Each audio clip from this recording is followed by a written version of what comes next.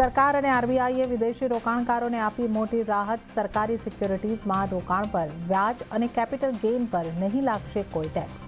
નિર્ણય 1 એપ્રિલથી લાગુ. સરકારી બોન્ડ્સમાં જનરલ રૂટ હેઠળ એફપીઆઈ રોકાણ પર 3 લિમિટેશન પણ હટાવ્યા. વિદેશમાં રહેનારા ભારતીયો માટે શેરબજારમાં રોકાણની મર્યાદા 5%થી વધારીને 10% કરી. વિદેશી રોકાણ વધારવા માટે આરબીઆઈના નિર્ણયથી ડોલરની સામે રૂપિયામાં આવી મજબૂતી. $1નો ભાવ 84 રૂપિયા મજબૂત થઈને 95ના સ્તરની નીચે આવ્યો. સરકારી કંપનીઓના વિદેશોથી ફંડ એકત્ર કરવા માટેના નિયમોમાં છૂટથી મળ્યો સપોર્ટ.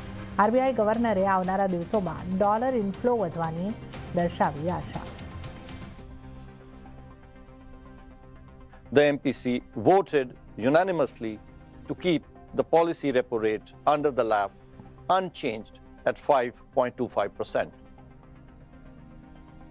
આરબીઆઈએ રેપો રેટ 5.25% પર યથાવત રાખ્યો. એમપીસીનું વલણ ન્યુટ્રલ પર યથાવત. FY27 માટે રિટેલ અનુમાન 5.1%. આરબીઆઈ ગવર્નરે કહ્યું, મોંઘવારી દર હજુ પણ લક્ષ્યની નીચે યથાવત. સ્થાનિક માંગમાં મજબૂતી જોવા મળી રહી છે. બજારમાં ન ટકી તેજી. ઉપલા સ્તરેથી ઘટીને બજાર બંધ. સેન્સેક્સ અને નિફ્ટી 5% જેટલા ઘટીને બંધ થયા. બેંક નિફ્ટીમાં 5%ની મામૂલી તેજી સાથે ક્લોઝિંગ. મિડ કેપ અને સ્મોલ કેપ પણ લાલ નિશાનમાં બંધ.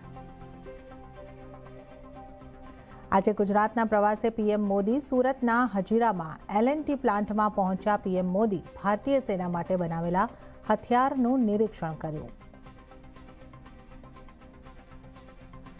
અને અદાલતોમાં એઆઈના ઉપયોગ પર સુપ્રીમ કોર્ટે જાહેર કર્યો ડ્રાફ્ટ રૂલ્સ. આદેશ લખવા માટે એઆઈનો નહીં થવો જોઈએ ઉપયોગ.